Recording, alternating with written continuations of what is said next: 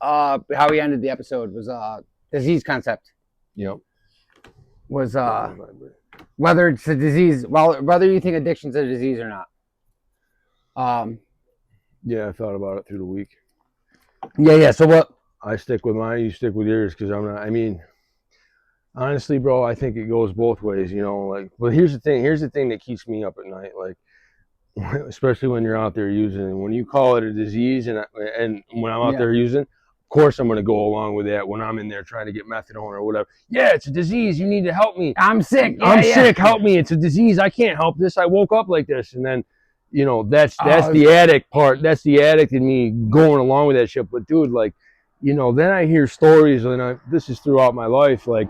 You get an old timer that, you know, city dudes or whatever. Oh, I used to be heavy into it, but then I put a plug in it for 23 years. You know what I'm saying? Yeah. Oh, you put a plug in it, like, so if it's a disease, if it's a disease, how can we just? I think that's where I stick by saying, like, yo, it's a fucking decision, bro. It's a selfish fucking decision. Like, you know what it is, and like, you know, there's plenty of people out there too that you see it in the rooms all the time. Like, oh, you relapse with your back here. Because they know it's wrong. You know what I'm saying? They don't let the, I'm not going to say disease. They don't let the addiction progress. They don't let the bullshit progress with it because they know. We'll get into if it was centers and the no. I'm just saying, like, if it was a disease, how the fuck you put a plug in it? So it's like remission. So how I look at a disease is, so I think like disease concept I think is very interesting because I think that it does have the characteristics of a disease, the progressive, fatal, no cure. And it's like, I still think about like, I mean, the disease of addiction, it's a decision that you make, but I don't know if you've ever like been in it. You ever think, like, which I would imagine how people with like cancer or stuff like that, they're like, oh, you know, why is this happening to me? Why am I like this? Why God do this to me? Why is this happening? I don't even know why God did this to me. Well, I'm just saying. But you're like, why is this happening? You're like, why can't I stop doing this? Why won't this go away? Why can't, I don't know if you've ever been like that, but like, I've been like, why the fuck can I just not fucking stop doing this? Like, I don't understand. It's like you said, people put a plug in it for 20 years. It's like, yeah. So you fucking figure it out or whatever, but it's like, it's there. It's sometimes I feel like I'm fucking fooling myself, dude. Like, I'm just like, you know what I mean?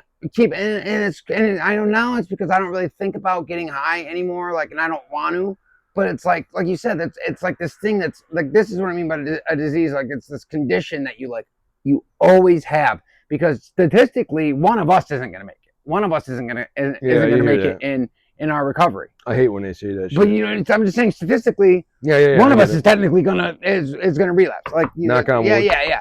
But what I'm saying is like, so it's like this thing. It's like looking over your fucking shoulder forever. It's like cancer. It's like people doing push-ups while you're fucking. It's like you got like a cancer patient that goes into remission.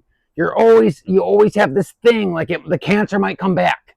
Like, oh, cancer might come back. Oh, we think we got it all in that surgery, but like it fucking, you know what I mean? Like, so it's just like, I think about all of that and I'm like, see, it's so hard for me to believe that it's not a disease when I think about those things.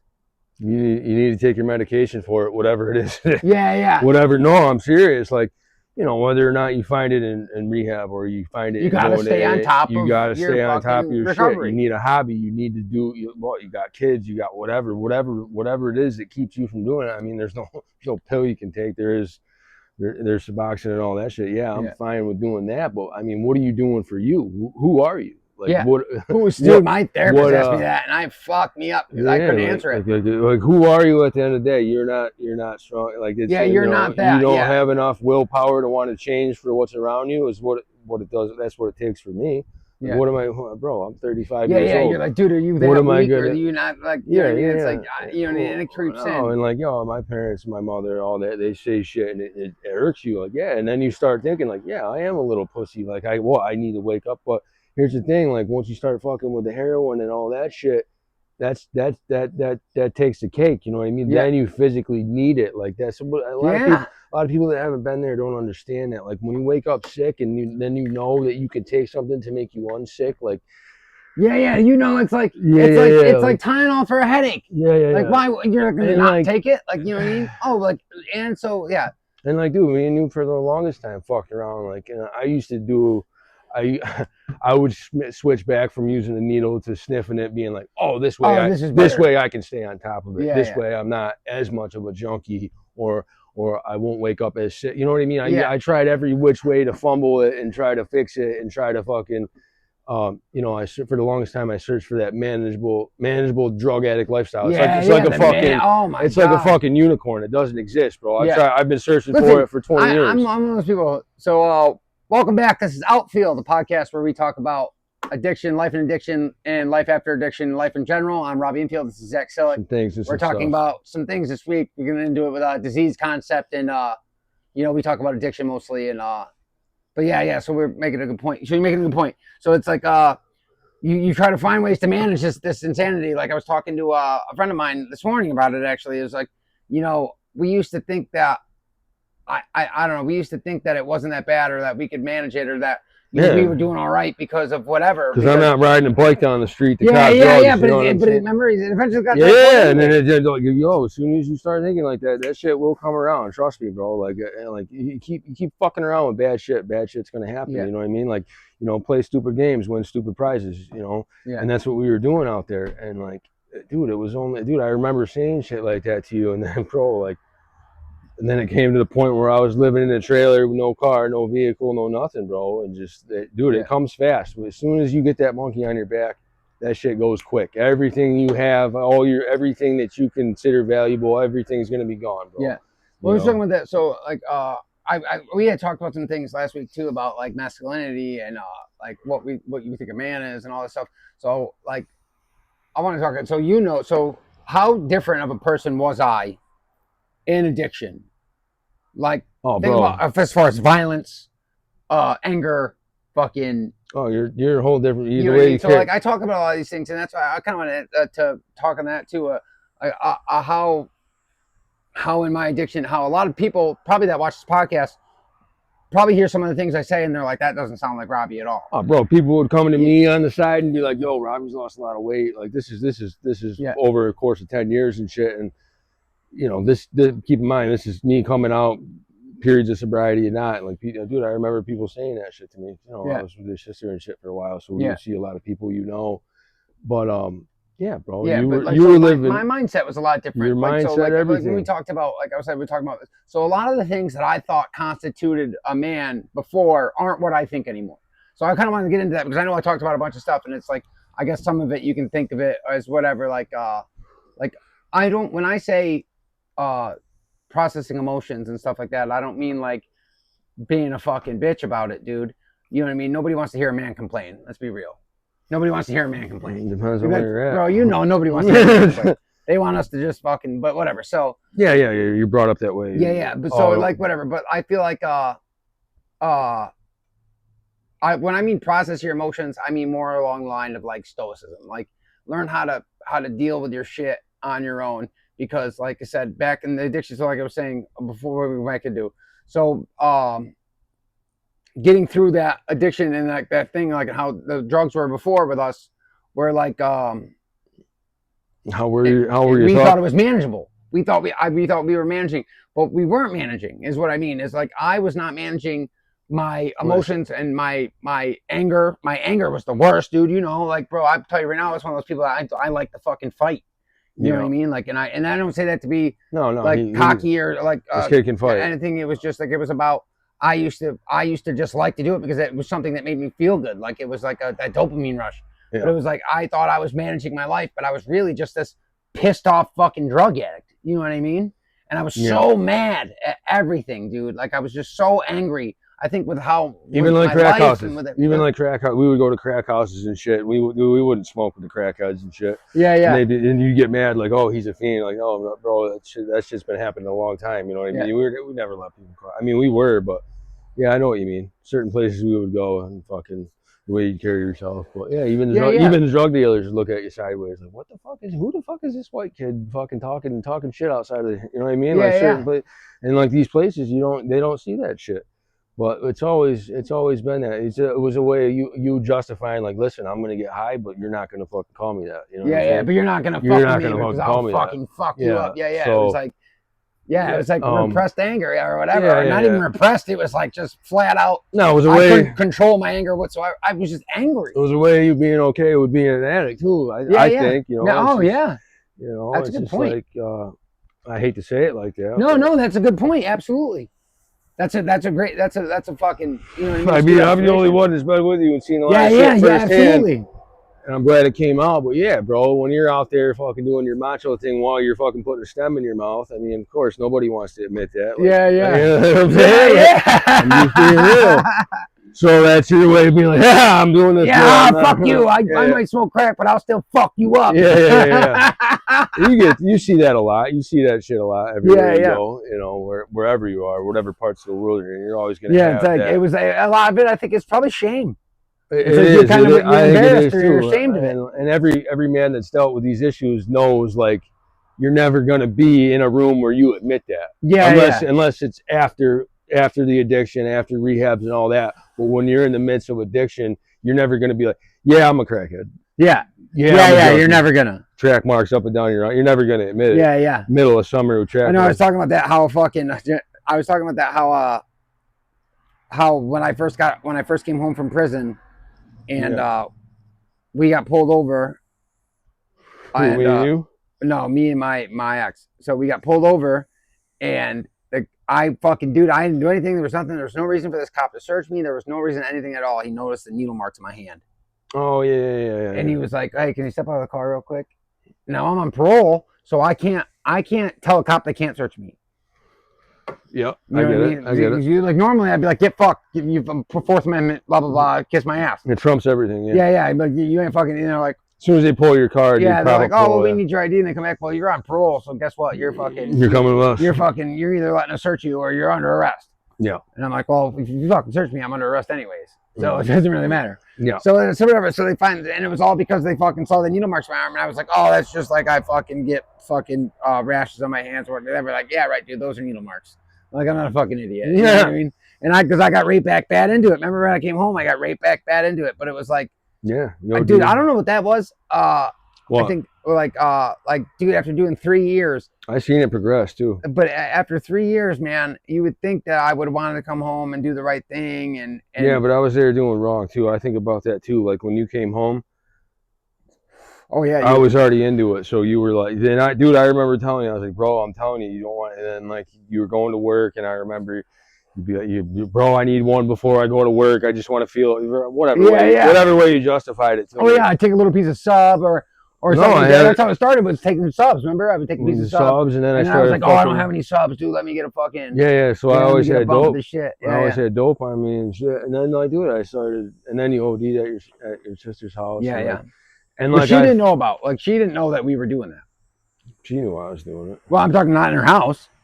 Yeah, not in her house. Yeah, she didn't know we were doing it in her house. Like, she was fucking. Yeah. So, well, because I guess we said something, and she was like, she thought it made it look like we were like she was letting us do drugs in her house. Like, never did she ever let us, or did she know? She, like, I think she watched the episode and she thought that we were like, the way we had said it was like that she was like letting us, or that we were like doing drugs. Like the one we were talking about doing drugs at one time, and she was in Chicago. She wasn't even. Yeah, she came home and I was. I had a candle lit. There was she lost power, so I was.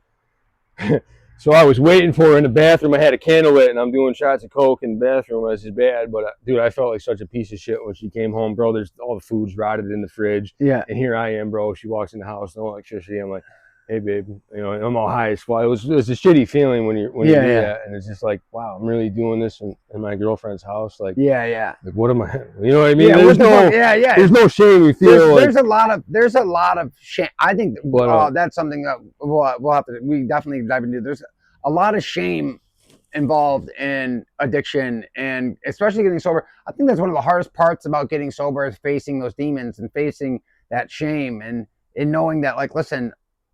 We talk about a lot of stuff, and like how, we kind of got our lives together a little bit. I mean, we're not perfect, dude. I'm not perfect by no means. I don't put anything in my body other than my medication and I have a drink once in a while, and I don't get drunk. I don't, you know what I mean? Yeah. I'll have a drink once in a while, but see, I'm chilled out this week. yeah, You know what I mean? I work hard. well, we're both probably on the spectrum. You know what I mean? So probably. like mania is a thing. Like yeah, I get manic, and then when I take my Adderall, my Vyvanse, and I go to work, and I'm drinking 3 Red Bulls at a time. Yeah, you see me.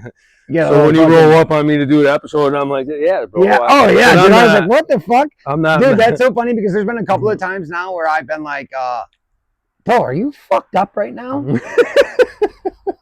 Dude, you know what I mean? I'm like, what? I'm like, bro, please tell me you're not fucked up right now. No, and like, yo, and I say that for not only, like I said, the integrity of the podcast, but my main concern is you. And it's just because, just like if I was seeming a little off or if I was anything like that, I would expect you to pull me aside and be like, hey, bro, you know what I mean? We're here for each other. Like, that's what I think people don't have either, too. Like, we talk about staying clean, like, bro, we check up on each other. Like we of all people know. Like usually people will say, so the other thing is too is we can fool a lot of people. Yeah, we can't fool each other. We can't fool each other. Like like when we just talked about like last week I'm doing this, I'm doing that, bro. That's because I've been up because I get out of work at 3 a.m. in the morning. So when he comes over to do that, bro, I'm still ready to go. I'm coming from work. Yeah, I put you on camera, and then he put me on camera, and I'm on that second win, bro. And you got to realize, like, I'm on go time. I'm trying to get that incentive pay, so when I'm coming down from that, it's hard, bro, because it's like,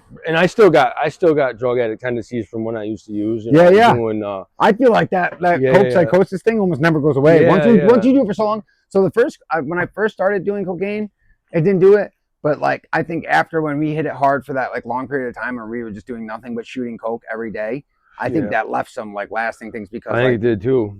Like, hey, do you drool? Yep. Oh my God! I gotta wash my pillows. Dude, I mean, do you drool? You ever just drool normally? Like sometimes I'm sitting there and I'll just start drooling. I feel like I'm fucking. If I'm sitting home watching TV or shit, yeah, sometimes it's like I'm like, what the fuck is happening here? You think it's the medication, or you think it's like we just fried our shit?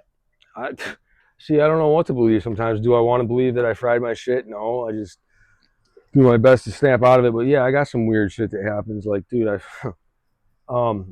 even without taking my Adderall and shit, dude, I'll have to have things a certain way. I'll have to fucking.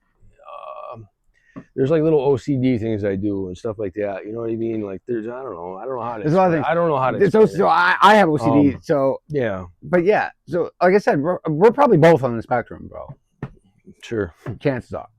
Oh, you definitely are. The model cars and everything, bro. It's funny, me and my girl were talking about it. She's like, he's probably on the spectrum. I was like, he probably is. I was like, no, he's as long as I have. He probably gotta be perfect, bro. Well, I love. I said some things too, I guess, before too. I brought up how hard my relationship is, I guess. But I also had mentioned that it was the best relationship I've ever been in.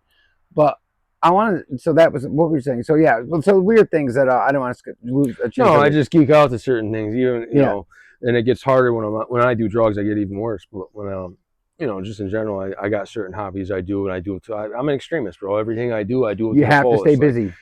Tomorrow, if I decide to buy a mountain bike, I'm gonna fucking put every top-notch fucking part on that mountain bike that I. Yeah, I'm gonna learn how to take it all apart, and put it back together in 2 fucking seconds. You know, and I try not to fucking let that go to I try not to put that on my son, because like when my son's into something, bro, and I'm like, oh, you're into this, and I'll geek out to it too, and I'll be like, oh, you need this, this, and this to do with it. You know what I'm saying? Like, I try not to let that funnel over to his side, because I don't want him to be like that.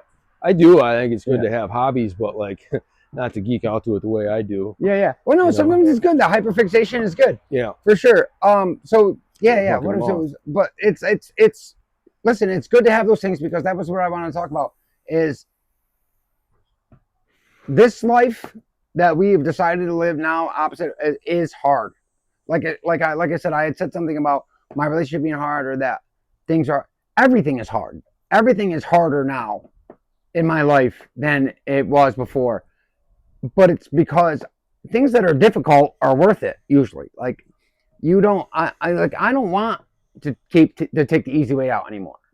I mean, it's just we did that for a long time. Yeah. I mean, nowadays it's just one rule, bro. I don't do Yeah. My thing was shooting dope and smoking crack, bro. I don't touch any. I don't have anything to do with that drug. That's why I stay away from it. And to say it's that hard. it sounds easier than it is. It is hard, bro. And I don't go to AA. I don't go to. I've already done all that shit. I've been to every ASAT. I've been to prison. I've sat through every ASAT.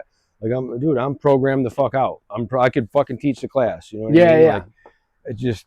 At this point, I get what I need. This is my aim. Yeah, I talk to him, or I talk to my father, I talk to my mother, I have my kid in my life. So, bro, do I want to fucking explain that again, dude? Go in the rooms and listen to it. Yeah, bro. What I'm saying is, listen. What we said. This thing that we do is hard. It is not easy. Like anybody, like I know that we make it look good. You know what I mean? Whatever. Yeah. Okay. But it's literally so much work. Like that we have to stay busy. We have to, I have to find things to do. Like I have to, like, I'm lucky because I found somebody like that truly supports me. Like, dude, I don't know. Sometimes I feel like I'm not good enough for her. Like, I know I go through that a lot. I struggle with that because it's like, dude, I'm with this person who's like, I don't know. She's just so great. And it's like, that she's got all this shit in her life and she's never been a fucking addict or anything like that. And it's like, here I am. Sometimes I'm like, oh yeah, I used to fucking shoot heroin or I used to smoke crack. And sometimes I'm like, dude, she probably looks at me like, what the fuck is wrong with this dude? And I'm sure she doesn't, honestly. I don't think she judges me at all. And I feel so good not to feel that way.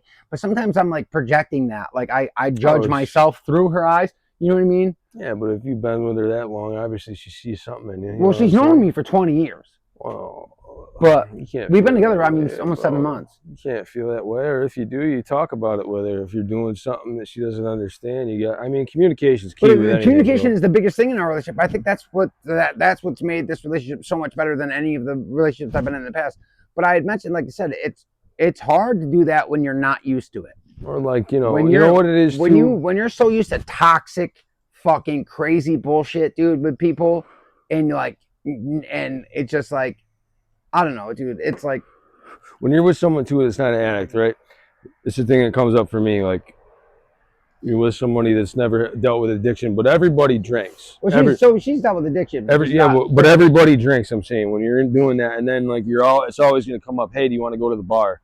That fucks me up. Yeah. I can't, because all my old fucking thinking comes into play. I stay away. I try to stay away from bars in general because, it's only going to take so many drinks before I'm like, yo, I want to sniff a line, and then that line's going to turn into me wanting to shoot it, and then next thing you know, I'm going to be smoking crack. You know what I mean? A lot of my old drug addict tendencies come up. I'm trying to find a place to buy needles at 2 a.m. Yeah. Well, I know a spot, but I'm saying, see? I don't know a spot. Thank fucking God. Well, no, I'm saying it's Saratoga CVS, but I thought they stopped that.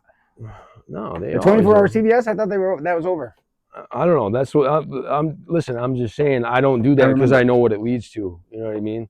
Or whatever. I'd find a ring, but I'm saying I don't open that door. Start calling people we know and shit. Yeah, I just don't open that door, bro. Or like even like Messenger. I think a lot of people are getting sober. I think sober is becoming like a cool thing. It's always been a cool thing. No, we just weren't sober.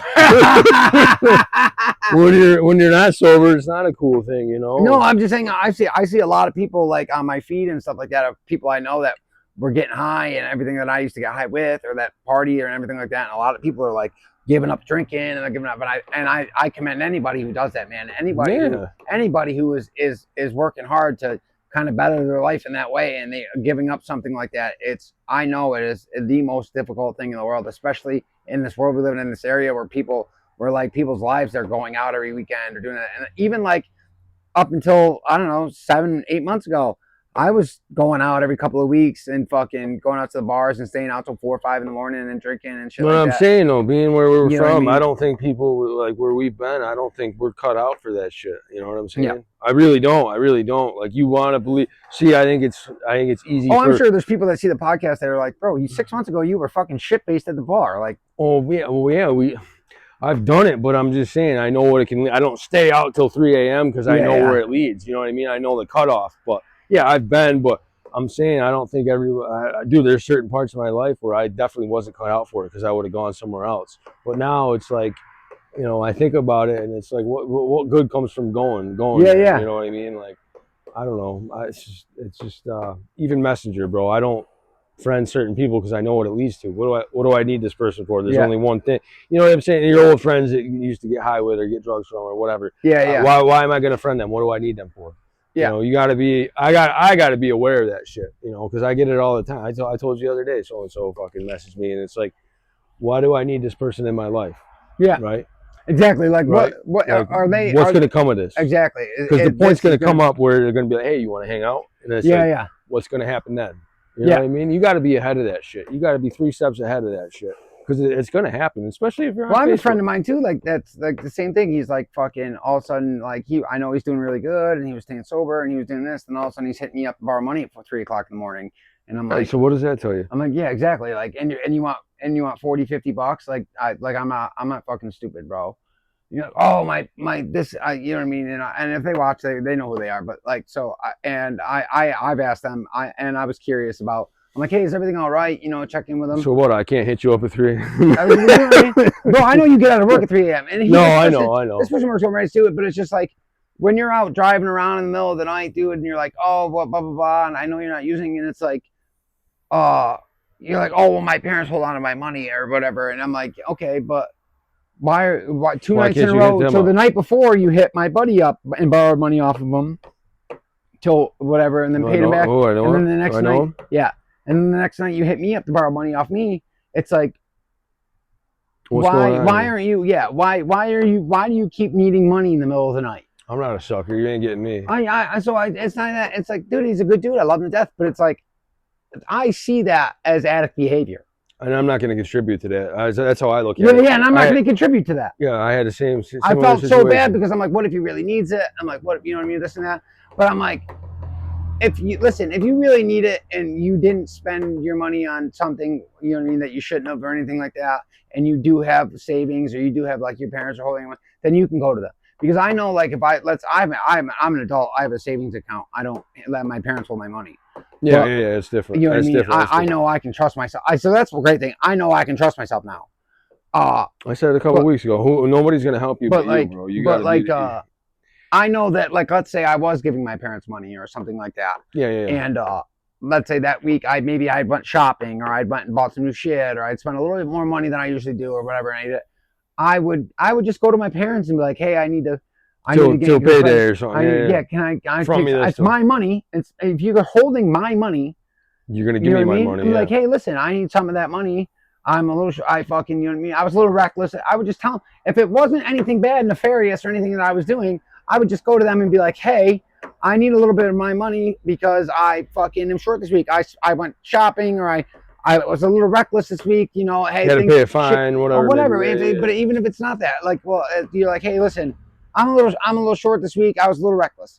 You know what I mean? I get maybe you don't want to be questioned because I'm sure my parents would be like, well, what do you mean you're reckless? No, it's because like, what do you need? What do you need at 3 a.m.? You know what I mean? Mm-hmm. What's going on? That's where that's where my mind goes, and that's where I'm like, you know, I was like, you're just concerned. That's all. I was concerned. I was concerned about it, and as much as this person has helped. This is the other thing. This person has helped me out when I was in a jam before, and let me borrow money, and it's like, oh, I know who it is. But I know who it is. But I said no. So you get the guilt trip. You feel guilty. I get it. So he didn't guilt trip me, but he didn't even say that to me. But it's like, that's what I think about. I think about that, and I'm like, oh, you know. But then I'm like, I think, and for all I know, I could be completely wrong, and it could have been something innocent. But at 3 a.m. and the night before, I know you borrowed money from another friend of ours and everything like that. I'm sorry, but I'm like, I can't do it. You know, it's like. So what are you getting at? You're on it. I mean, you can't. I feel bad about it. I think it's just something I'm talking about because I feel guilty about it. Can you have people in your life that get high and still fucking be around them? So I think there's a lot of that too. Exactly. It's like, so do I want to open that door? Yeah, because what are you going to do when you hang out with this person? Is what I'm getting at. That's how I look at it. Like, I hit you up about so and so. Yeah. Or if you come, let's say you come meet me and I give you money. Now maybe, what if I get it in my head that maybe you're getting something or that you owe me or something like that, or like whatever. Yeah. And then you only have this. And then exactly. And it's I don't got the cash. Hey, well, what are you doing? because I have weak moments. You know, we all do. Like, dude, I have weak moments where, like, who fucking knows where my head might be sometime. Like, you know what I mean? I know that things are so well for me, and like, dude, I'm not gonna lie, I keep like looking around, like, dude, I just got my fucking driver's license for the first time in my life, dude. I have a driver's license. I have a fucking driver's license. Like, I have legal. I have my own vehicle. I mean, I've had vehicles before, but they weren't in my name. They weren't in my name. They weren't. You know what I mean? Like, I literally have a driver's license for the first time in my life. I have my own vehicle that's in my name. I literally can't fucking believe it. Like, I'm 35 years old, dude, and it's like the fucking, you know what I mean? But it's like, so what I'm saying is, like, but I have weak moments. I keep looking around. I'm like, wow, things are going so good. I'm like, I just got to keep doing this. I just got to keep doing this. I got to keep doing the right thing. I got to keep doing it because I keep thinking, like, yo, that's crazy. Something's going to go wrong. And something's going to go wrong. I'm just like waiting and waiting. I'm like, dude, I have this great partner. My significant other is this what's his amazing name? Woman. Yeah. Oh, dude, he's fucking. I'm just kidding. You know what I mean? I have all these good things in my life, and it's just like I just keep waiting for something bad to happen. It's like, is that weird? No, I mean, I that's fucked up. You say that because I mean. I don't say I want to. I don't say. I'm gonna fuck this up. I don't pray during the middle of the day or anything, but I just say to myself, I just got to keep. I really do. That's crazy to say. I just want to keep doing the right thing. I want to keep doing the right thing. You know, whatever's so, up like, there. when those bad decisions. So that's kind of what I'm getting into. So when situations arise that I think might not be a good decision, I try to make whatever I believe is the right decision. Because, like I said, this life is, it's a lot harder doing the right thing than it was being a fuck up. Just you set boundaries for yourself. You know, you just said it. You fucking got your car, you got your license, you got all this, you got all these good things in your life, and like anybody in sobriety will tell you, once you get sober throughout your course of sobriety, you're gonna acquire a few shiny things. Okay. Yeah. You know what I'm saying? Dude, I heard this at Cornerstone. It's fucking this old black guy. He was like 60 years old. He fucking got sober when he was 50. He became a doctor. And he comes to this fucking meeting wearing Louis, all that. He's like, yeah, you see me wearing. He's like, because I fucking made it this way. He's like, I earned this shit. And he's like, you know, he's talking about what you're saying. And he's just like, you know, he talked about acquiring a few shiny things. He told us all, he's like, if you guys stick on this path, that's going to happen. But the hard part is keeping those things. Yeah. You know, you got all these fucking Louis belts, the shoes, all this shit, you know. All it takes is one fucking fucked up decision, and you're going to be selling that to get a bag or whatever. Like, you know, it's just you set boundaries for yourself. And then my truck's getting repoed or whatever. Or whatever. Like, it just, you know, that really stuck me. That's fucked up. This is over 2 years ago, and that's just, you know, you're going to hear certain stories like that stick with you, bro. Like, money's money. You're always going to make money back if you got any type of head on your shoulders. But, you know, you gotta keep the shit. You know, look at around you, bro. I'm not gonna have any of this if I'm out there. You know, he's not gonna trust me with any of that shit. Yeah. You know, I don't. Well, because one day this is yours, bud. One day this is mine. That's the goal. You know, but that's the goal. But he of all people knows, like, he knows himself. Is he training you how to do the body work and stuff like that so you can take over that business? I ain't no fucking body guy. No, you're not gonna do the same thing. What are you gonna do with this fucking? Oh, I can paint, but I can. You know, it's just not my time, bro. If I want to get out there with a full you build the small ones. I mean, it's just like on a bigger scale. It's just not my thing, bro. I don't work with family. It's just no. I'm talking about afterward to continue it. I mean, yeah, I could pursue it. It's just I love doing my storefront. I just haven't crossed that. I haven't crossed that bridge. You can turn this into a glass garage, anyway. Yeah, I could do whatever, bro. Fucking frames and fucking whatever else in there. You got tons of space. I'm still building my foundation. You know. Yeah. I'm not 100% yet. To be thinking that far down. Yeah, I feel like I'm 30%. Yeah. Yeah, you can talk about age, all that shit, bro. 35 is the new 20 to me, bro. Like, I don't obsess about that. I don't let that bring me down. Our birthday's in a couple weeks. Yeah, when we're not going out for the first time in 20 years. Right? Yeah. I know, right? Yeah. And because that's been a ritual for us for a long time, bro. Oh yeah, heading hard on birthdays. To steal you from so and so to fucking go out. Yeah. You know, bro. Like, That's a hard thing. Well, so next weekend I'm going to Cape Cod. I'm officiating my best friend's wedding. Nice. Yeah. Yeah, fun. The Cape's fun, dude. Yeah. I've never been there, so I'm going for there for 2 days. That's where my sister's moving. My sister's moving to Maine. Oh no shit. That's where all no, this is not Maine. It's Massachusetts. Cape Cod. Yeah. My parents are in Maine. I'm fucked up. Oh, so so I'm going down to. I'm gonna like. I think as of right now I'm officiating. So because What do you mean? So like I'm gonna be like we're gathered here today. Blah, blah, blah, that whole thing. So yeah, I get to do that whole part. Very small wedding. It's personal. It's gonna be awesome, dude. I can't wait. She watched the podcast. She shares our episodes. She's fucking amazing. She's been my best friend. So you know what I mean. Her fiance have been there for me through every single thing that's ever happened to me. They've taken me in when I had no place to go. What? Where I actually have to pick you up? Yeah, out there. Oh yeah. I know out there. Yeah, they gave me a place to live when I got home on parole. Yeah, congratulations. That's awesome. They fucking they've really fucking. I remember. They've been great people to me, dude, and it's like dropping you off there. I remember that. Yeah. I know I've been like stuck on this wedding gift, dude. Like I'm like, what the fuck am I supposed to get them for the wedding gift? Like, yeah. So I think I have an idea. What are you gonna get? So I think I'm gonna do like well, she's gonna know if you watch the thing. I think I'm gonna do like I'm gonna get like one of those canvas pictures. I'm gonna take some pictures at the wedding. Yeah. I'm gonna get some pictures like secretly of them. You know what I mean? And I'm gonna have it put on like a canvas. Yeah, I gotta show you the pictures of something like that. We took the old car to the wedding. Oh yeah. Did I tell you that one? Yeah. So I'm taking the truck. My cousin got married, and then my dad pulled up in that, and then drove him around after they did the ceremony. Oh yeah. Yeah, it was cool because we got pictures of all that. I'll show you after. But it was just cool to dude. That car's been in there since it's been in pieces since I was a kid. He built everything, and then to finally see it on the road. Yeah, I remember it. Yeah. So that was my grandfather's car. He got that in what was it, 1942 or holy shit. So it sat in Pennsylvania for some of its life. Does he ever take the Camaro out? Yeah, he takes it out all the time, bro. He's out ribbon. He's on a thing now. He wants to put it on a rotisserie and redo everything from the ground up. Repaint it. Yeah. That's his thing. That's yeah. We talk about hobbies, and dude, my old man's never got anything out of hand with addiction. He's never fucking had too many beers, anything like that. Never fucking about it. I always think that's so crazy to me. Like, it is too. It is crazy to me. And then it's me. So that's another thing that keeps me going. I'm like, you know what, bro? If he can fucking do that, then why the fuck can't I?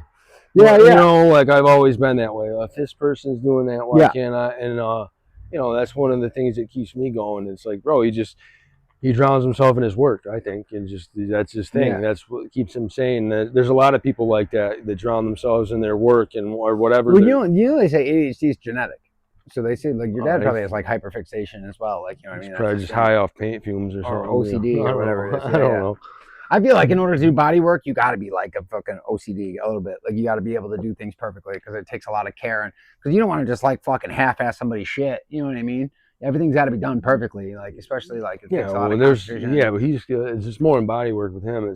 He can do a full restoration. There's not too many places around here that can do a full. I know your dad's who I call about if I have like need something. I need like to figure out something to do like with my fucking on my vehicle or whatever like that. Oh, I'm gonna do an oil change in my truck because I don't know when the last. You want to do one? Yeah, you can do it today if you want. No, I don't have time today, but we'll fucking come over this weekend and we'll do it. You seen the new lift? You seen the new lift in there? No, I didn't see lift. Yeah, it's brand new. You fucking new. But yeah. So I'm worried because my last truck I fucking did the oil change and I fucked the plug up, dude. And I just like I'm always afraid I'm gonna fuck. No, we'll take care of it. We'll do. I'll go out there with you after. It's fucking. But whatever. So I just want to do that to be sure. But what was I saying? Oh yeah, so like that being able to live your life. I am so in envy of people that you know what I mean have been able to live their life without. I'm almost jealous. Getting into I'm jealous. Well, you know what? Yeah. Like I look even like people, bro. I've come across it a lot. Like people that can go out on a weekend and sniff lines and then be okay to go. Like, why does the party keep going for me? But we were talking about that managing thing, bro. What? If let's say you go out on your weekends and sniff lines, or you doing. Dude, if you do that every weekend, I still consider you're a drug addict. Yeah.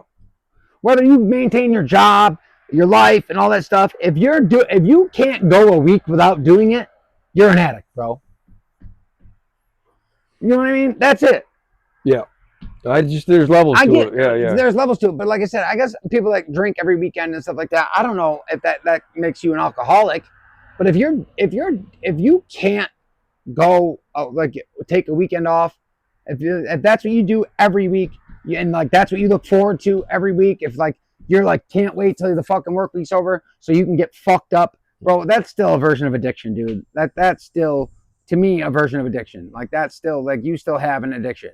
They just have boundaries set. That's all. What? They're just boundaries set. Yeah. You're. It's like you said that there's no such thing as a manageable addiction. It's like, look, there he is. Yeah, but it's like, you know what I mean. So it's like you fucking know that. So I don't know, but that's just my opinion.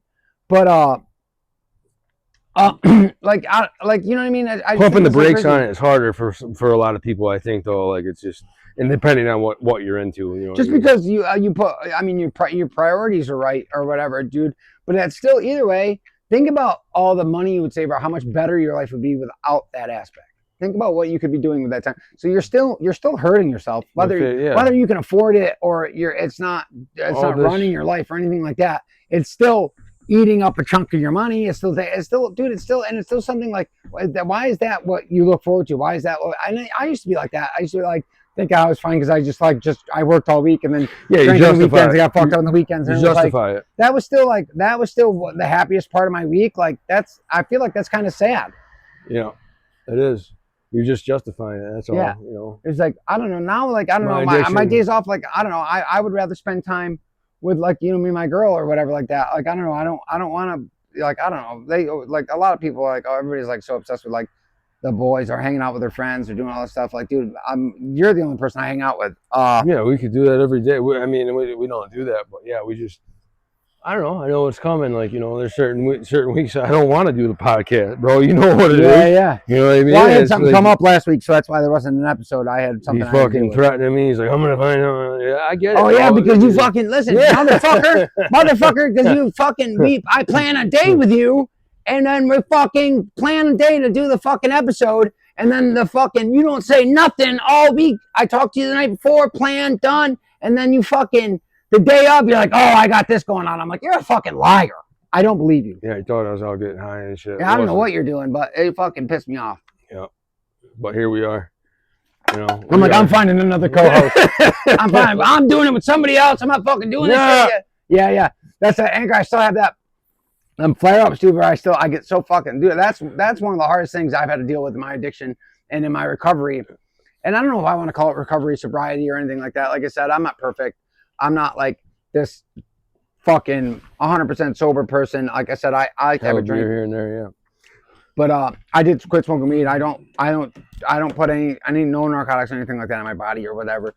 But I do fucking like what was I saying? Oh yeah, but I still get so fucking pissed off and I get defensive about shit, dude. And it's like my mind's I didn't respond to you for like what, a day? Yeah. And I'm like, yeah, exactly. I'm like, this fucking cocksucker. I'm like, I'll fucking kill him. Yeah, you fucking pissed me off. Yeah, I was like, dude, and I'm like, then I cool down, and I'm like, oh, all right, it's not. I'll be all right. Like, bro, I'll fucking when can we reschedule this and that? You know, it's hard with our schedules. I would like to find a way to kind of balance this out so we can start getting an episode every week. It's like, you know, getting up, making your bed. Like if you're sitting in a mess, like a lot of us do while we're in our addiction. That plays a part in how you feel and what you do. Like you're saying, fuck it. You know, when you wake up, a messy space is a messy mind. Yeah. If nothing changes, nothing changes. You know, that's my favorite saying. Like I fucking. Oh yeah. Like even if you just change that little thing, like just, you know, it sounds stupid. Start picking up a little bit. Just make your fucking bed, and then slowly you'll start making changes to yourself. You know what I mean? Well, discipline can be taught. Huh? Discipline can be taught. The more you do stuff you don't want to do, the stronger that part of your brain becomes. That's scientifically proven. So like when you start with little things and you just start making them routines. I mean, like even addiction. I'm like I've been to Willard twice. So like a lot of that plays a part in what I do. You know what I mean? It's jammed into my head. That's what I got to do when I wake up. But you know, even for the regular person that hasn't been up there, even prison, you're required to do that shit. So it's like it's just embedded in my mind. But I know if I don't do that shit, it plays a part in my whole day. You know what I mean? Yeah. Like even when So you keep your space organized, you keep your space clean, like I said. Because like if I don't know about you, but if there's a mess, if like things are out of place, I feel out of place. Like my mind, it fucks my whole day. That's that OCD. Yeah. It fucks me up. So no, that's what I'm saying. Like when I couldn't explain like certain things, even this is off meds, this is on meds. Yeah, that's what pissed me off about the person I was with before is that yeah, like, there was a fucking trash panda. You seen it, bro? Trash panda. Dude, it was fucking. You know what I mean? I stole that, but you know what I mean? It was like fucking. No, I just sounded good. Dude, we fucking moved the bed out, and there was a pile of garbage this high behind the fucking bed. Food, drink, like all sorts. What are you just stuffing trash? And like, dude, it's just so fucking crazy. Yeah. So. But whatever. Yeah. You know, just starting off small. You gotta stay clean, organized, neat. Yeah, like dude, when you're out there, even when you're in the middle of digs, you don't think about getting your hair cut, doing, shaving, doing all that shit. Like, bro, when I was in it, dude, he would have to tell me the showers to do. We ain't going anywhere to the shower. Yeah. And you think about that, it sounds crazy. I've never been like that my whole life. It's like, dude, it's like drugs just erase shame. Yeah, and you never think it'll happen to you. It happened to me, bro, and I've never been like that my whole life. But it's just doing the dope. I get like that because I hate water, but I don't like to be wet, dude. It's weird. I used to swim, bro. I was on a fucking swim team, bro, and I fucking now it's like I don't like to be wet. It's like I don't ever like I don't know. It's so weird, but it's like I shower, but it's like I don't know. It's weird. Like. Just doing little things, getting your hair cut every week, doing that shit, keep being neat and tidy. I gotta get my hair cut. It'll play a big role in your life, as small as it is. Just doing stupid little things like that will make it. It makes a difference. Yeah, well, you feel better. Yeah, you look good, you feel good. Simple. Yeah, as look that. Good, feel good. Go to the gym, go do a few push-ups, do whatever, do little things. It's so funny because me and my girl were talking about that, about how she's like, oh, guys don't fucking take the amount of time that women do to. You ask any fucking girl that cuts hair. Ready. To get themselves ready, like basically a lot of women spend so much time getting ready, like it's something to like appreciate or this and that. Women spend a lot of time on their appearance every day, and men just don't give a fuck. We just like throw a t-shirt on or whatever. No, I said people that go to the gym. She was like, but that's not very men do that. Listen, dude. A lot of guys go to the gym. A lot of guys don't though. No? If you think percentage of men versus the percentage of men that don't, I'm telling you right now. There's way less guys going to the gym than there is guys that don't. I never look. I mean, I used to do it, so I used to just. That used to be my life. Well, 100%. I still work out, so like. Used to be 100%. You know what I mean? But what I'm saying is, dude, a lot of guys don't work out, bro. A lot of dudes are not going to the gym, bro. You gotta want it. Yeah. Well, it's all about taking care of your appearance. It's like, a lot of people makes don't you know healthy, how. Makes you feel good. It creates endorphins. There's all these things that come with it. And I don't know about you, but like I'm never gonna let myself like I let my go, but like and I did. And in my addiction, I was fucking dude. I was disgustingly he's a fucking skinny. rail, bud. I was disgustingly skinny. You see his fucking backbones, all that. Yeah, shit. yeah, and it was like what I mean. It was fucking gross. It was but this is shooting ounces of coke and shit. I mean, what do you expect to happen? Yeah, yeah. But it's just you get to the point where but 150 pounds at 6'3" is fucking sick, bro. I get it. What? But we both have been there. Like we both have been in really terrible places. You know what I mean? And it's like, well, dude, I don't got another run in me, bro. I say that all the time too. Like, especially you, it's just the heart thing and all that. Yeah. Bro, if I go out there again, bro, it's gonna be a rough one. Like they say, it gets worse every time. They're right about that. Oh yeah, bro. It gets worse. The last one almost killed me. Yeah, literally. It's just, I feel like you get more careless too. Like like it's like, dude, I don't know, like break new records for yourself I do, like I was just talking about, not fucking showering. Yeah, and doing all of a sudden I start getting you know what I mean. I used to say that shit too. Be like, I might be a crackhead, but I still iron my shirts and fucking do that. Yeah, that wasn't happening at some point. Yeah, yeah, just that's how it started. It was just another way of justifying shit. And then, but that's how it started. It started out as like clean crackheads or whatever. We started out as like. Yeah, like that whole like I don't know, whatever. $70 shirt on. What are you talking about? Yeah, exactly. But then that goes away. Then you start like, you know what I mean? You start fucking not. It gets worse and worse and worse. And you know what I mean? It's like I said, living this life, doing the right thing is fucking hard for anybody out there that's trying to figure it out or trying to get into it, dude. It's not easy, bro. It's not easy, but it's worth it. Just like anything else, like you know what I mean? And you got to start out small. You got to start out small. You're talking about doing all that, taking this, bro. I just try not to obsess about that. I work one little piece at a time. I have to keep it simple. Keep it simple, stupid. That's what they say. Yeah, keep it simple, stupid. Yeah. And they're right about that too. Like I tell you all the time, those stupid little sayings, bro. They are fucking right about them. Yeah, yeah. You know, I'm not saying I live every aspect of my life by those, but you know, I use them here and there. Yeah, because they make sense. Absolutely. Yeah, because like I said, dude, this whole thing, the fucking dude, nobody. First of all, everything takes work. Everything takes work. If you think that you're gonna be able just to fucking walk through this, dude, and it's just gonna chill. Like, and I understand some people need meetings and some. It doesn't work for me. Like, you know what I mean? Like, I think a lot of rehabs are exploiting drug addicts. So I was listening to the podcast too. It's a money, it's a cash cow. And they were talking about that, like, about the, you know what I mean, a cash grab, these like building insurance companies for shit. Medicaid and all that shit. Yeah, like, that could be a whole episode itself. But so they just did. I guess that show Trafficked just did a thing on the insurance scams and Medicaid scams. Oh, the cab was a big one. I mean, I was a part of that too. I was getting. Oh yeah, the cab scam. The cab was paying me. He was pissed about it too because he found out I was Medicab. They were fucking billing Medicaid. Yeah. I was on Medicaid, so they would give me this fucking. And cutting you in on it. This Indian guy it was like $350 a week. Then I found another one. It was $450 a week because. So how does that work? So the farther away your address is from the clinic, the more they pay you, right? So they love my address, right? Because all the clinics are down in Schenectady and Albany.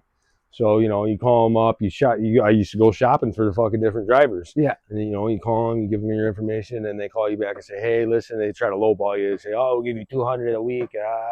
And then, you know, the farther away. So they're billing Medicaid. They're billing Medicaid. And cutting you in on it. So the Medicaid, let's say they're giving Medicaid, for me, they're giving Medicaid. Medicaid's giving them $2,000 a week. They're cutting me out of that. Okay. You know what I'm saying? Yeah. So the trip there and the trip back. No shit. Is what they're getting paid for. So there are a lot of these fly-by. I don't know if we should talk about that. It might be. It's already done and over with, bro. Oh. That's a fucking wrap. That shit. I mean, there's probably a few out there doing it, but who cares? We ain't saying that. Okay. I mean, they're the ones that fraud Medicaid. You didn't. No. Well, I mean, I did it, but I fucking already got mine. What are they gonna do? Come get me for it? Yeah. No, they ain't. Listen, bro. It's just done and over with. All right. It wasn't my fault. I thought it was a legit company. You know what I mean? Yeah. Well, I mean, like, at the time when they're like, oh, well, yeah, if we take our business, we'll do this. It's not like I was intentionally doing it. Dude, I went to rehab intentionally one time to find a fucking pay company. Oh. You know what I mean? That's how bad it was.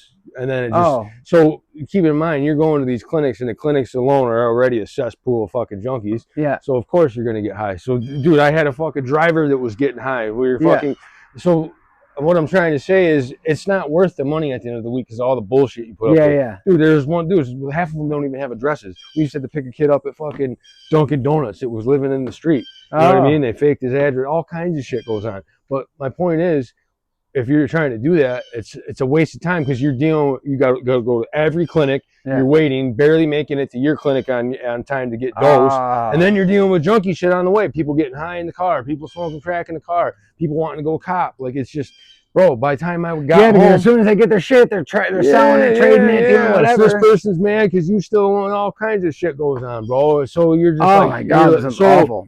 You're trying to. Remember that couple we knew that used to do that? Which one? You know. Fucking where was it? Well, they were over in Hudson Falls on the side street there. Me and you used to go back and forth with this dude, and he would like get pissed at me and then call you, and then get pissed at you and call me. Oh yeah. I know exactly. Yeah. I know what you're talking about. Yeah, that's funny. Yeah, they were doing it too. I forgot about that.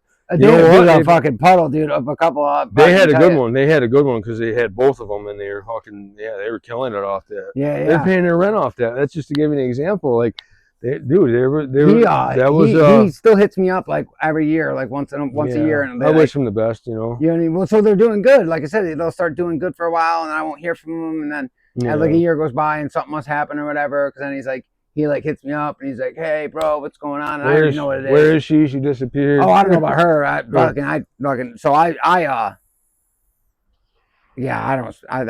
We don't speak to her at all. We don't speak about that.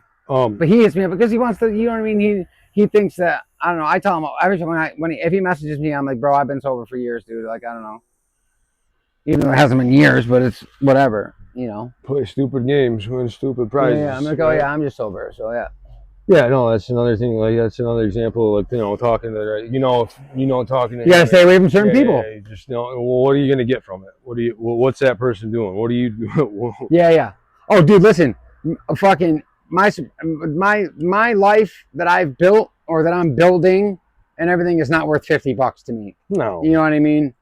It's like fucking, you know, I think about that a lot too, because it's so hard to survive and everything's so fucking expensive, dude. And it's so hard to live, fucking dude. bag of Doritos is like $7, dude, bro. It's fucking, and I think about that because it would be so easy to go back to selling drugs. Like it would be so easy to make a little extra money. That's a good point too. Yeah, because we've been there enough we're gonna do an episode like, about we can go get a half ounce and flip it. You know, I can make it every addict that's been there knows, and it's like, it's so easy when you get sober that you start thinking like, well, now that I don't do drugs, I could just make money off them. And it's like, bro, it's never that. Like, yeah, you might do a few flips here and there, but it's only a matter of time where you're sitting by yourself with a fucking bag full of drugs. And exactly. And I think about that a lot because I literally like that shit pops in my mind so much when I look at my bank account or when I like, dude, on, you know what I mean? Like I just dropped fucking a $5,000 down payment on to buy a fucking truck or whatever like that. You know what I mean? It's like,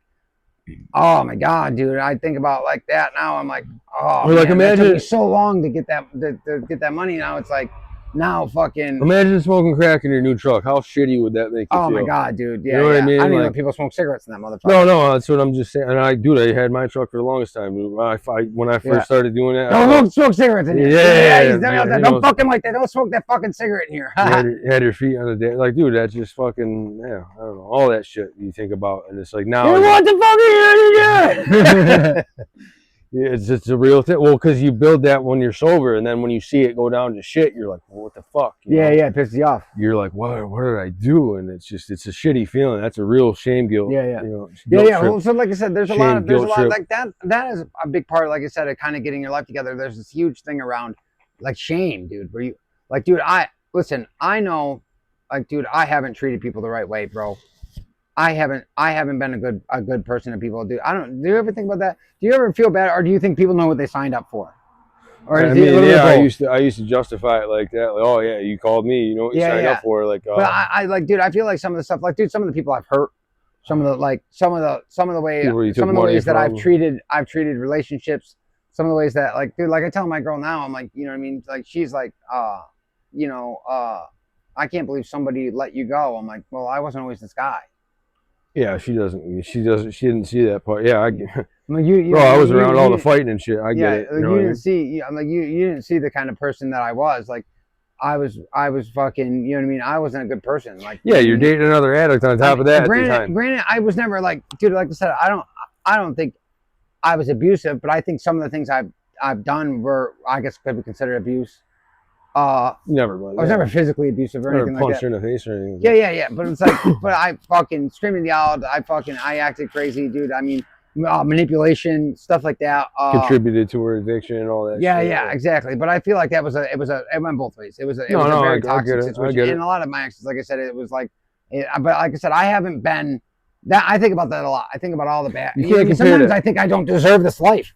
Because I think about all the bad shit I've done and all the people that I've hurt and all the things that I've done wrong. And it's like, dude, I have this overwhelming, like, shame, like this overwhelming regret, or this overwhelming thing where it's like, it's so hard for me sometimes because I'm like, I feel like I don't deserve this. Even like the times I've OD'd, I think about that. I'm like, wow, like certain ones, like I know about pretty good. And the stuff I put my family through. How the fuck am I still, like, there's so many people we know that have gone out just from one time or whatever. How many times, dude, I can't even tell you how many times I've OD'd, been Narcan, brought back. Yeah. And it's like, holy fuck, bro, like, I'm really playing with fire here. Like, you know what I mean? Like, I never been Narcan, but it was when I was with, what's her name? But does it ever get to you? Do you ever feel guilty? You ever like? I don't feel guilty, but I feel like, wow, I'm still here. Like, what? Because there's so many people we know that aren't. You know what I'm saying? So do you look at it like, there's a reason I'm still here? Yeah, there's a bigger purpose, you know? Well, because you're raising a whole nother human, bro. Yeah. So, like, that's your purpose. Yeah. Absolutely. I feel like, I don't know, like, I feel like I finally met the person I was meant to be with, and that, you know what I mean? And we share a lot of the same ideals and stuff like that. And it's like, it feels so good. Like, you want to stay available now, too. Like, you know, you built this so far, and now it's like, imagine if you went back out.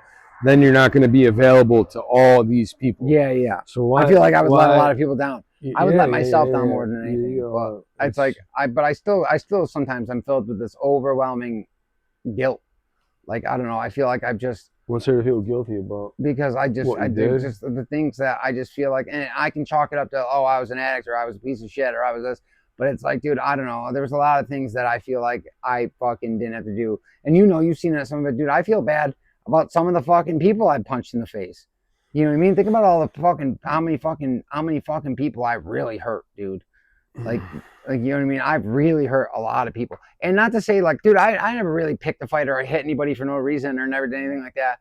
But dude, a lot of that shit, dude, could have been avoided, bro. Oh, it's all drugs and all that shit too. Alcohol and rage, and like I just feel like I was just so, I don't know what I was so angry about. I was just such.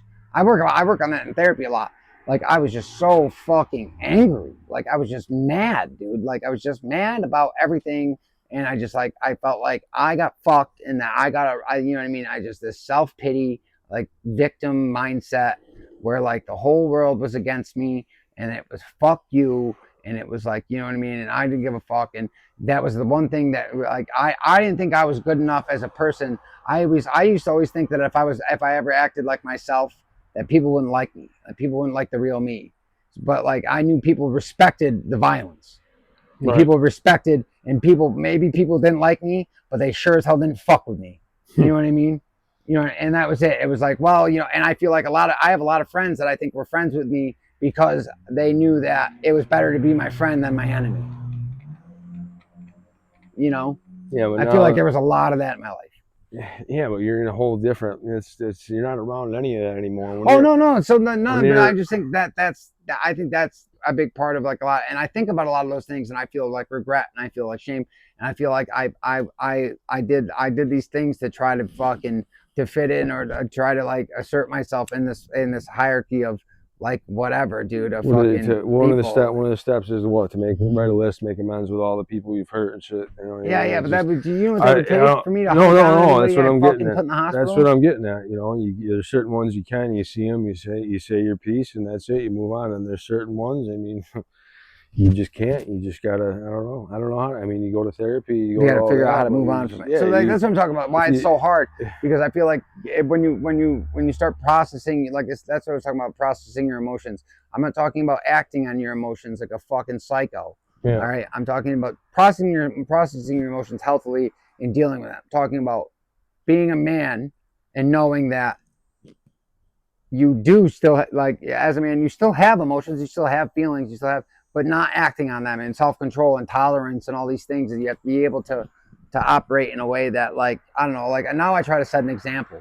Like I try to live a certain way so that people see it and they're like, all right, well, he's doing something right. Like, you know what I mean? Like what's he got going on? Like what helps me do this? And it's like, I wonder if like this was always in me, or like why I spent so many years this just pissed off kid, you know what I mean? Or it's like I had something to prove, or like I said, I don't know. I was bullied a lot as a kid, you know, and I think there's a lot to do with it too. Like I think I was bullied, and I was always just like kind of shitted on, and like, I don't know. And I was like, got to a point where I was like, that's how I fit in with people. Like people knew me as a fucking crazy person, and like, and then like, you know, and then I feel like dealing with all of that through my anger and my fucking, some of the fucking like the psychotic fucking aspects of myself or whatever. The drugs help me calm that craziness.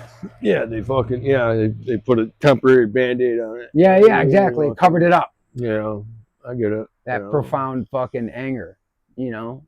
And now that I've learned to process this stuff and sit with it, and you know what I mean, and move on from it, now it's like, now I can kind of, but I still, like I said, I have this overwhelming like guilt sometimes. Like, I feel bad about it too, dude. Some of the shit we've done, all that. But what are you gonna do? Yeah, exactly. I'm not gonna stuff it, but I'm just gonna, you know, I'm gonna continue. Me personally, I'm gonna continue to keep doing the next right thing, and then, you know. Yeah, so hopefully, it's like, I don't know if I'm ever gonna be able to make up for it, but it's like, you know. I don't care. I just want to be able to help other addicts along the way, bro. Is my goal. Yeah, exactly. But like, so the big main thing was what I was saying, we were getting at is like that it's hard. Like I said, it's hard. It's hard, and there's going to be times when you don't want to do it, and there's going to be situations where you're going to be able to go back. You're going to be able to do all these things are going to happen, and it's so easy to fucking slip up, dude. And it's so easy, especially if you think nobody's going to know.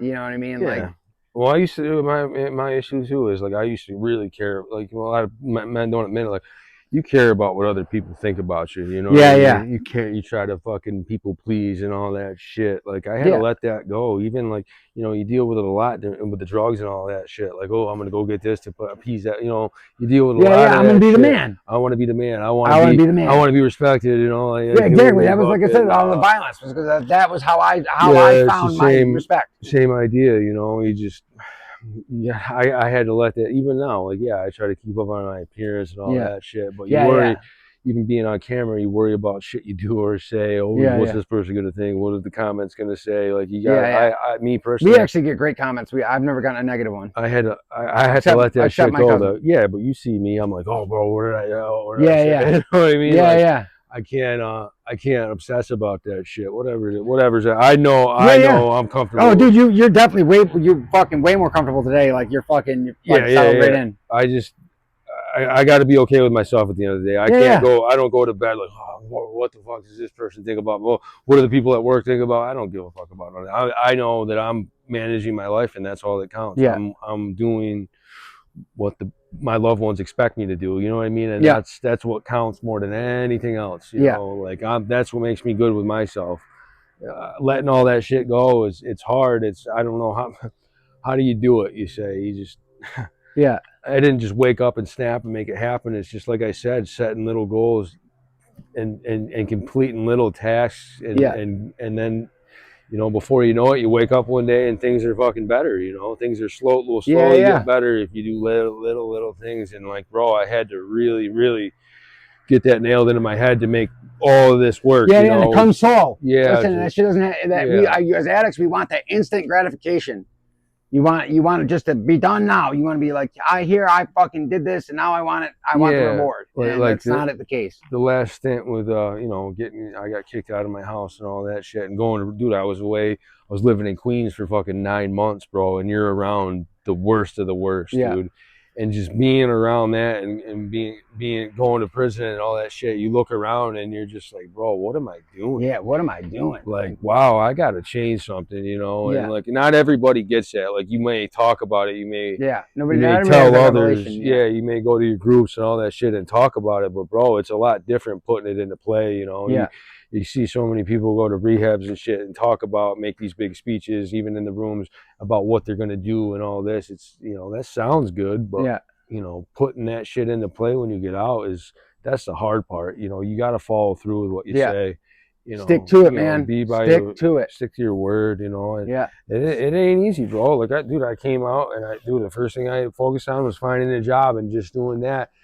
It gave me responsibility. When you get out of rehab and you come home and you're just sitting there doing nothing, changing nothing, and expecting it all to change, yeah, then nothing's gonna fucking change. yeah, You gotta just that's how me personally I did it. Starting off with one responsibility, getting that job, nailing that job, having to report somewhere every day, and doing that. It helped me fucking get everything else in line. Is yeah, what I'm saying. yeah, yeah. You stick to it, man. It gets better. No, it's so easy. There's so it many. gets better. There's Listen, so many, listen. A little bit of hard work. I'm telling you right now, fucking nothing in this life worth having is easy to get. exactly, dude. Everything is hard, dude. Like it's not like the things that are worth it are gonna be difficult. Like, dude, and you've already listen, and especially if you're an addict or like you have addiction issues, you've already fucking dude. It's like running on a treadmill with fucking ankle weights. You know what I mean? You're like with your addiction and the stuff. Think about all the things that all the weights you've already added onto your body throughout your life. All these things that you've already done. It's like, so what, like, trust me, it sucks in the beginning with carrying all this baggage and everything, but slowly but surely you start to get rid of some of it. You know what I mean? If you're smart enough to fucking stick a needle in your arm and find blood somewhere and do all that shit. I'm just saying all the shit that goes with it, dude. If you're smart enough to do all that, you're redirect the energy. You're capable of so much more. If all the drug deals you put together to get high and all that shit. Think about that though. I'm saying if you're capable of all that shit and putting all that together, you're capable of living a normal life. Yeah. And that's what kept me going. Is like, bro, look at all the shit I did to maintain my to get high every day. Like, if you can do that, you can do anything, bro. You can do anything. All right. I think that's it for today, That'll guys. do it. This has been That'll do it. Outfield. Thank you. That'll do it.